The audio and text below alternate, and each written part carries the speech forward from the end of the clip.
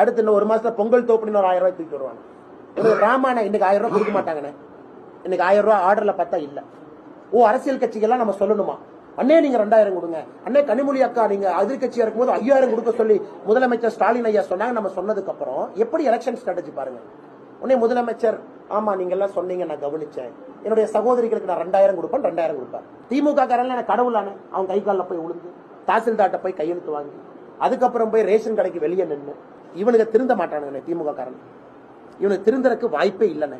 இதே தாத்தா காலத்து டெக்னிக். இந்த பொங்கல் தொகுப்பே இன்னைக்கு உதயநிதி ஸ்டாலின் சொல்லுவார், எங்க அப்பா கண்டிப்பா பெண்களுக்காக பரிசீலனை பண்ணுவார் சொல்லிட்டாரே.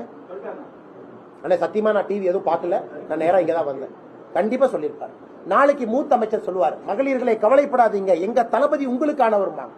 10 நாள் கழிச்சு பணம் கொடுப்பான். அதுக்குள்ள ஒரு பில்டப் கொடுத்து அப்ப மக்களுக்கு வருமா வராதான்னு ஹார்ட் அட்டாக் வர வச்சு திமுக கடைசி